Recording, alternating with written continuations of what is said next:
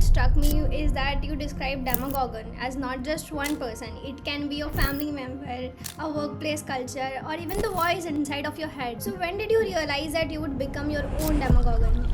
I moved back to Australia from the UK and I found myself in a world which had stayed the same for 10 years. And in those 10 years when I was in the UK, I made a conscious decision to make choices and to make changes about myself. I'm in a new country, I can start again. I don't have to be the person that others have always expected me to be. Everyone I knew expected me to fall backwards into old habits. And I thought, no, sorry, 10 years have changed. There's nobody paying attention here. The old self-hate, negative voices, and the old egos, I didn't want that anymore. And I thought, no, I have been my own worst enemy for this long. How did you come up with that name, Demogorgon? Is it inspired by Stranger Things? Yes. What mythological creature can I come up with? And I didn't have to come up with the name. There was the name in front of me. Hello everyone and welcome back to Pages of Pandora. Today I am sitting down with Darren Brealey, playwright, theatre producer, and author of the book Stop It, Do Better.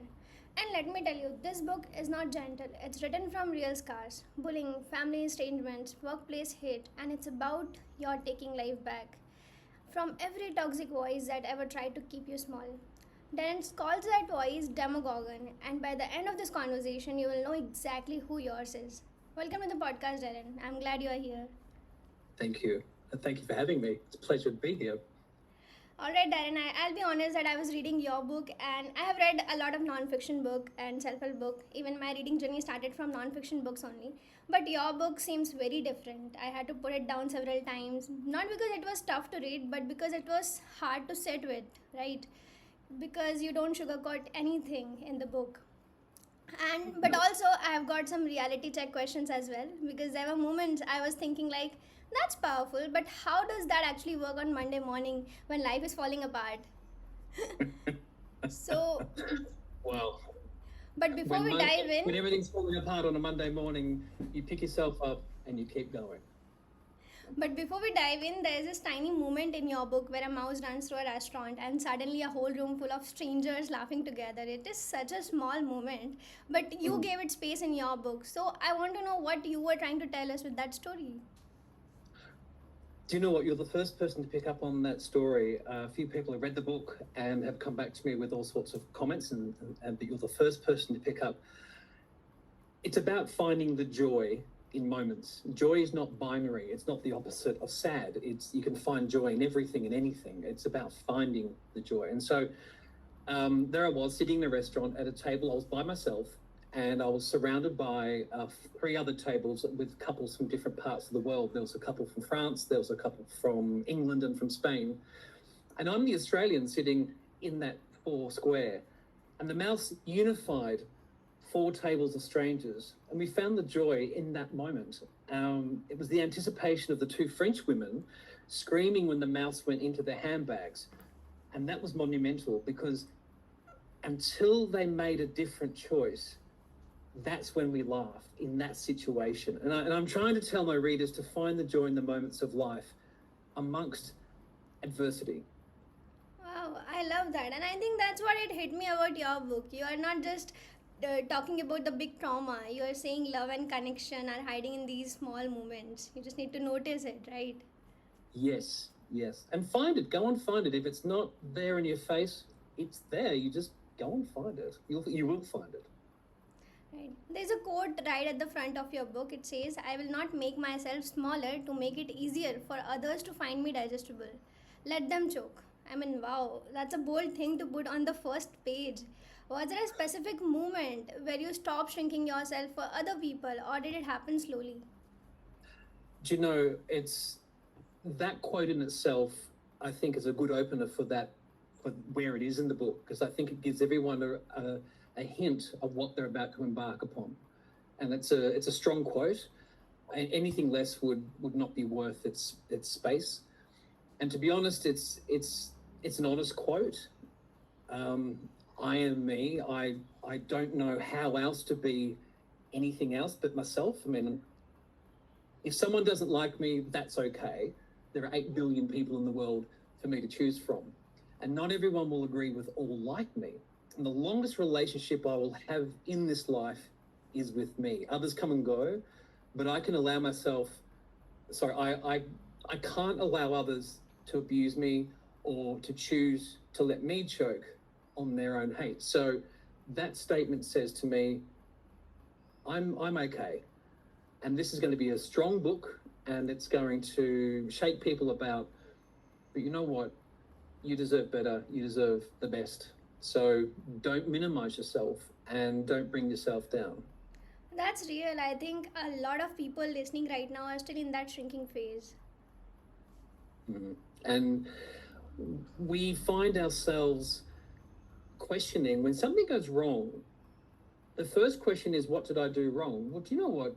Maybe you didn't do anything wrong. Maybe you did something right. Maybe the other person have realized that they've done something wrong, so they project, or they don't want to be wrong, or all sorts of different things. It's about self-awareness, and it's about understanding that, do you know what? You're okay. You're enough. As long as you are doing the right thing by yourself and by other people, and you're being a good person, that's probably enough to try to start now and build upon that. Small steps. One of the things that struck me is that you described Demogorgon as not just one person. It can be a family member, a workplace culture, or even the voice inside of your head, right? So when did you realize that you would become your own Demogorgon? Wow, that's quite an in-depth question, and it's a great question, and it's something that's taken me, I'm going to say, over 30 years to realize that I can often be my own worst enemy. And in 2021, it really hit home. I moved back to Australia from the UK, and I found myself in a world which had stayed the same for 10 years. And in those 10 years when I was in the UK, I made a conscious decision to make choices and to make changes about myself. I'm in a new country. I can start again. I don't have to be the person that others have always expected me to be. So I made new choices, and I was lucky enough to be able to move. And I didn't want to bring the old me over to London. But when I returned, everyone I knew expected me to fall backwards into old habits, into old routines, into my old self. And I thought, no, sorry, 10 years have changed. There's nobody paying attention here. And the old self-hate, negative voices, and the old egos, I didn't want that anymore. And I thought, no, I have been my own worst enemy for this long. So yeah, around about 2021 was I could place that date. Wow. How did you come up with that name, Demogorgon? Is it inspired by Stranger Things? Yes. Wow. Yes, absolutely.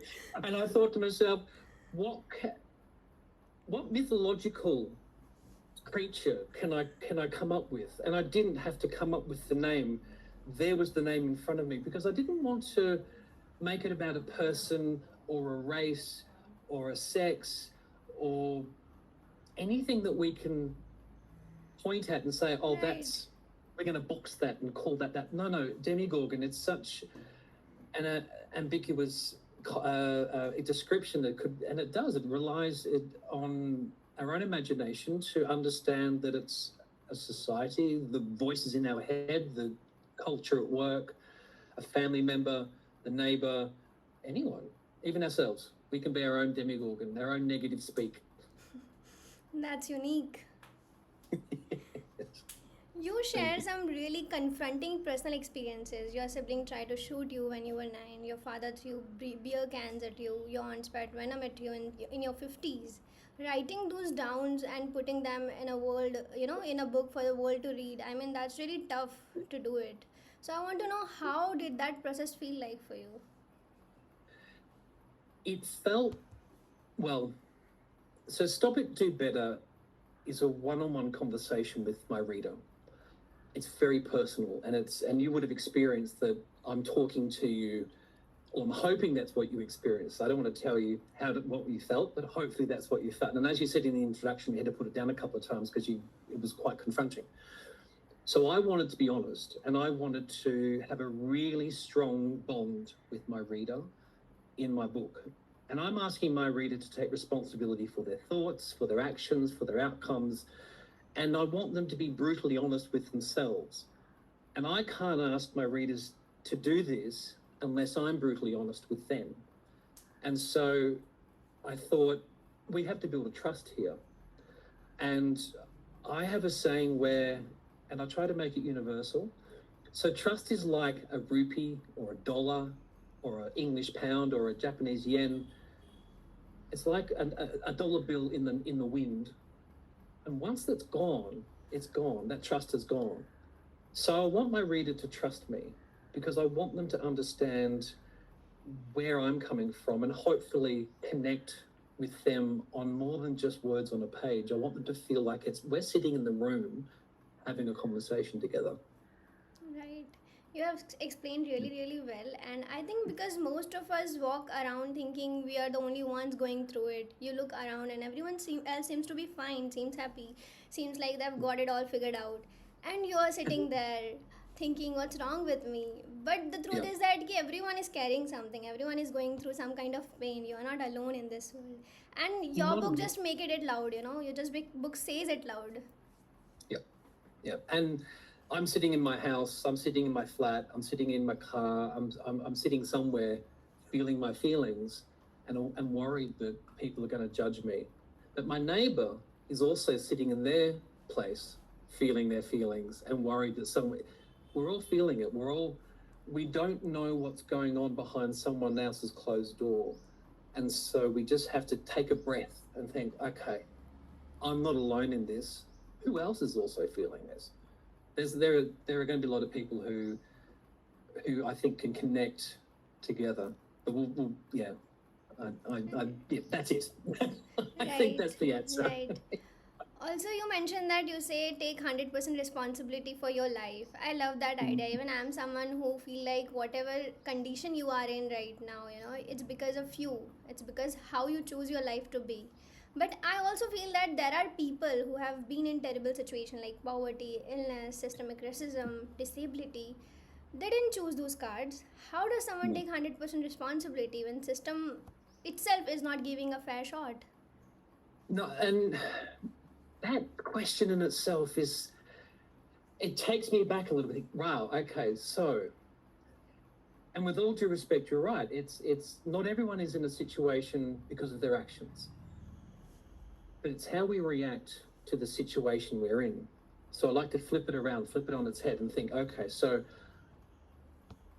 I'm poor, I'm hungry. How do I react? What do I do? Do I play the victim or do I take responsibility for my hunger and solve the problem? And let's think about the steps I can do. What can I do to solve my immediate problem? I'm hungry, I need to eat. So I will find something, I will find a process, I will find a step forward, a way through. Now, some people are coerced into situations, some people are born into situations, some people are forced, some people are threatened, and not everyone has control over their situations based purely on their actions. You're absolutely right. And I know of a lot of people who have been forced into a life that they shouldn't have been forced into, especially from the age of 3. And I'm helping a lady write her memoir at the moment, which is, you think my book's tough, boy, you wait till this next one comes out. It's pretty tough.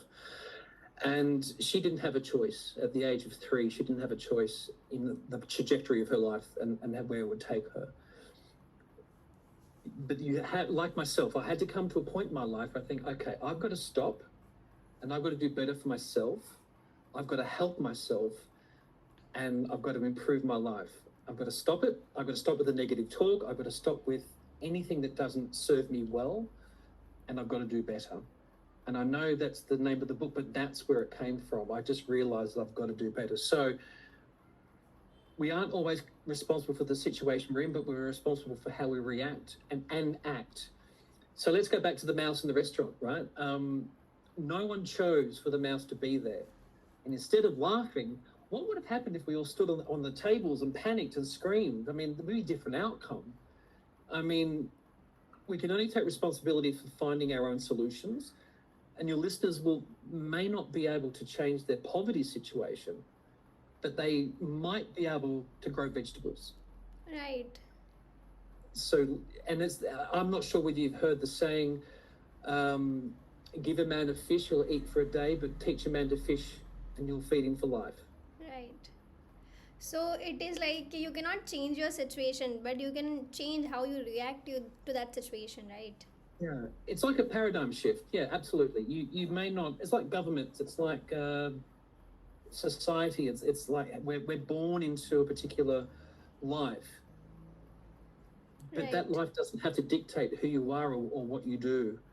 Um, you can give yourself a better life by saying, I deserve better than what I've got, so I'm going to build a better life. I'm going to make a different choice. I'm not going to allow someone else to dictate to me who I am. Right. Yeah. I think that makes a lot of sense because distinction you're making is very important. It's not like saying it's your fault. It is saying that this is your life and you get to decide what happens next, right? Absolutely, absolutely. And sometimes, if we make the wrong choice and it's our fault, then we've got to take responsibility for that fault. You and I talk in the book, I think, where I say if you've caused a problem, put the book down, go and apologise, and come back and keep reading. But of course, if you're born into say poverty or a situation, then that's not your fault. You were born into but you can make different choices within.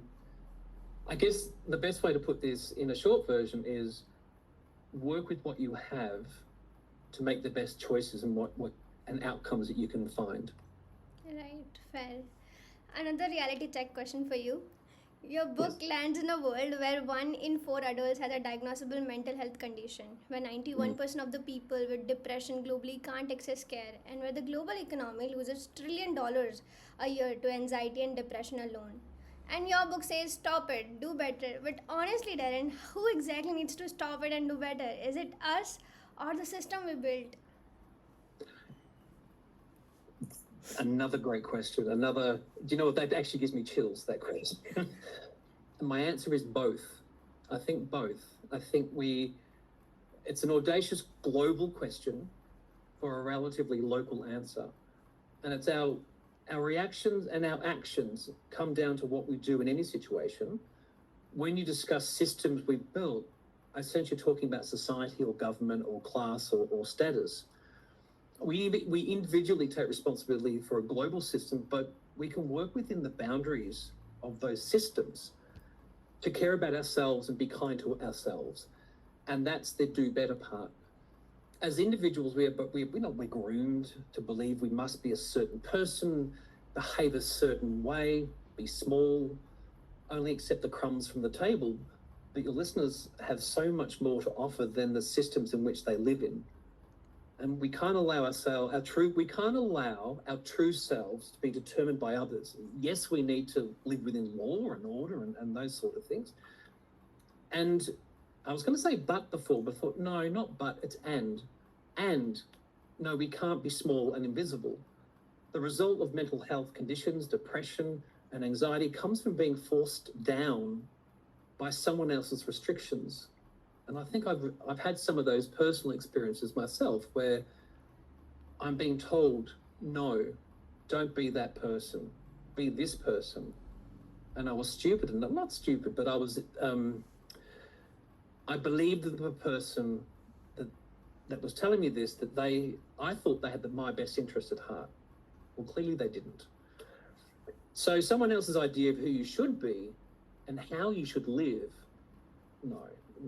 If we allow people to express themselves, allow people to live their lives and feel their feelings without judgment, I guarantee you most mental health, depression and anxiety will disappear because we won't be reacting to that. We will be able to be.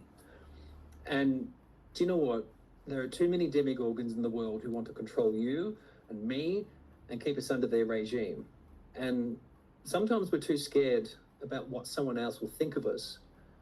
So yeah, take 100% responsibility for your own destiny and live your life, be you, live you and love you.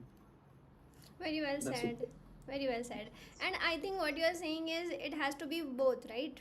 First, fix yourself, and then you have got the strength to demand better from the world around you. 100% correct. Absolutely. Look after yourself first, and once you're okay, then you can look outside yourself and demand better. demand better for yourself and for others. Because it's, Right. remember, we're a world of social beings, and so we have to look after each other. Right. Also, there is this line in your book. You say that you used to joke that your superpower was annoying people just by walking into a room. So, when did you stop believing that joke? Wow. Well, again, that was around 2021. And it was when I left my job in London and returned to Australia. And I have to say, I experienced something I'd never experienced before. So being Australian, living in Australia, I'm in my country. I'm an Australian living in the UK. I'm an immigrant. And you have to really think about that. I'm now the immigrant in another country. I'm now people looking at me saying, you're coming into my country and taking all that sort of thing, which is a really interesting prospect. It really makes you think differently about yourself and the world that you're in. And it changes you. And so I started to be down on myself, and I started to think, oh, I'm the immigrant. I'm making people feel, all those sort of things. And I talk about it in the book where I'm oversharing, trying to make myself fit in. That was the wrong thing to do. No, Darren, you're good enough. You're okay. You're enough. Be enough. And so after I left my job, and the perception was, again, 10 years, the location had changed, from the UK to Australia, but the opinions hadn't. And at that point, I realized it was not necessarily that I was the problem, but I realized I'm not 100% wrong 100% of the time. And I was feeling that way about annoying people by, walking in the room, because I always felt that I was in the wrong, because I had I had a sea of people around me saying negative things. And sometimes it's too easy to believe that. So friends and family would think they're having a conversation with me, and this is another part of it, and and when in fact they were judging me. So what I mean by that is, when we have a conversation, when I talk, you listen, and when you talk, I listen.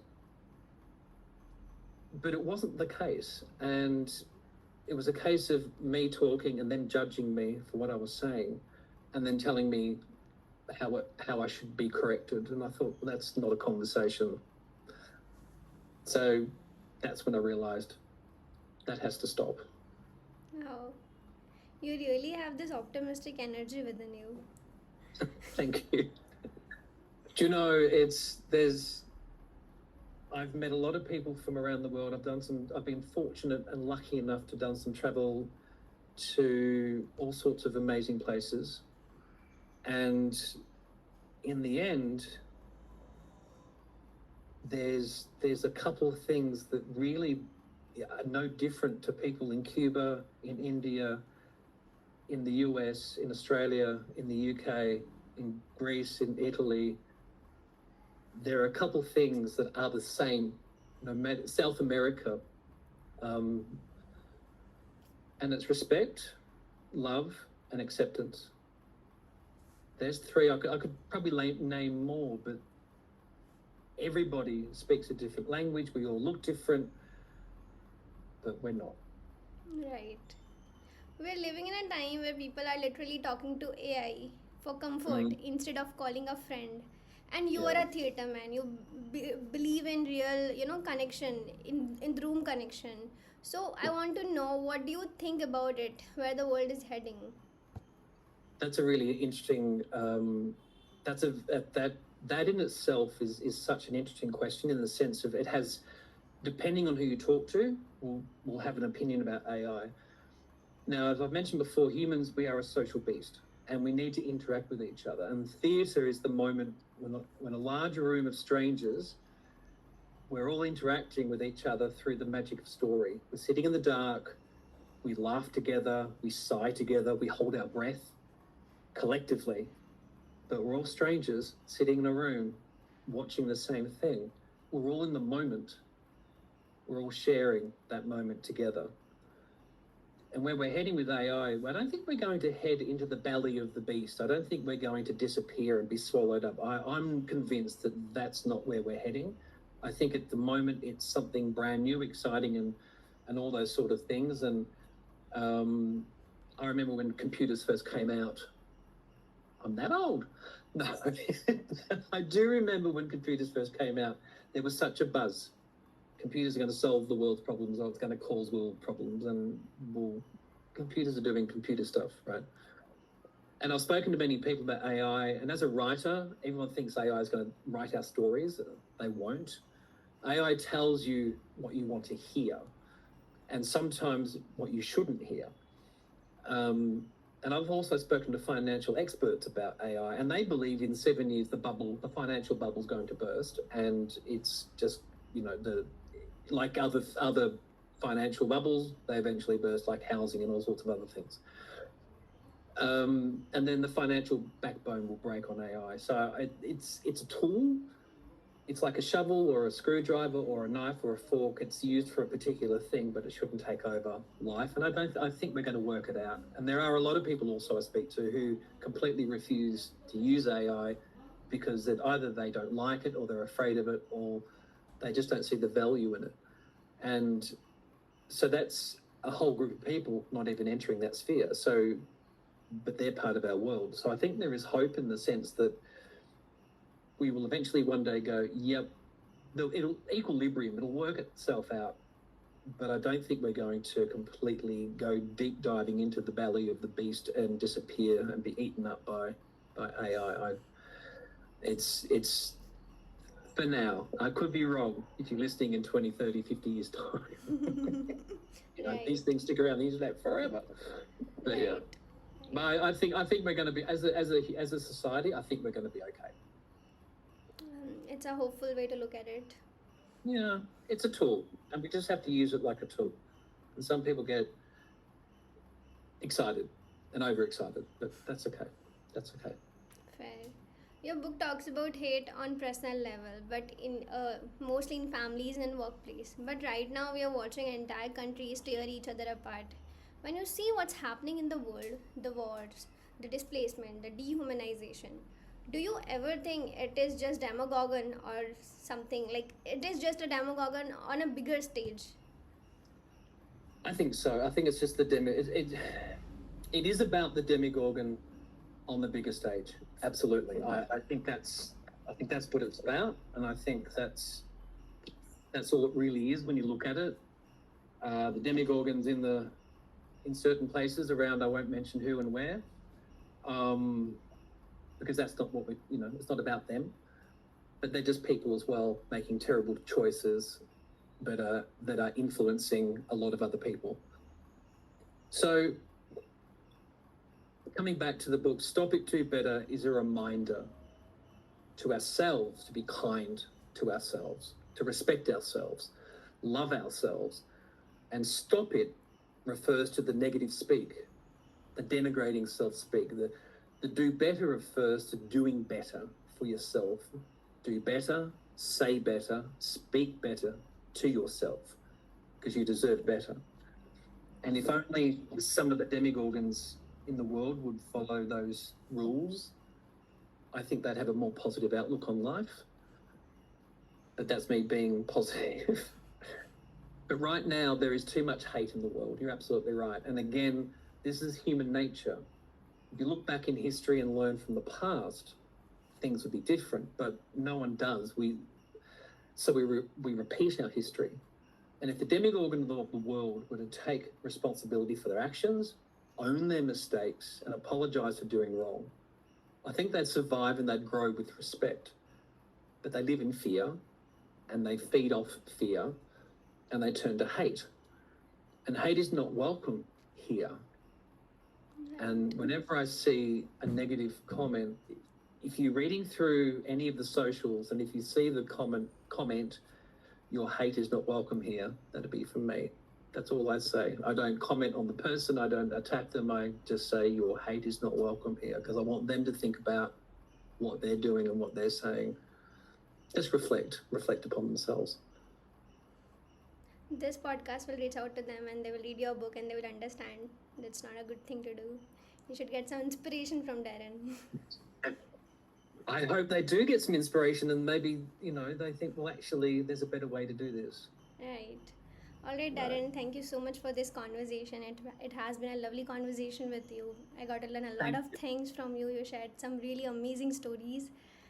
And if anyone listening if anyone listening is sitting somewhere right now thinking they're the only one going through, you need to read this book now. It won't hold your hand, but it will make you realize that you are not alone. And sometimes that's enough to start. You can get the book link in the description. You can also get it on the mentioned website in the description. And you can also follow Darren on Instagram and follow his website to get to learn more about him and his book. Thank you, Darren. Would you like to share anything to this? Yes, I first of all thank you so much for having me on here. It's I'm thrilled to be able to talk to you and to talk about the book. I'd also like to offer the listeners, if that's all right, I'd like to offer them a discount code, and I thought I'd keep it really simple to remember. So we'll call it Pages 10, as in the part of the book club, right? Pandora. Wow. Anyway, so we'll call it Pages 10, 10% discount for everybody who types in the code, and that'll be on the website, the Working Words website. Wonderful. I will mention the code in the description. You can get the copy at 10% discount. So you absolutely have no excuse to not read it. You got a discount, you should check it out. Yes. Aretha, thank you so much for your time. I have had an absolute marvellous time speaking with you. Thank you, Darren. Thank you. It's a pleasure.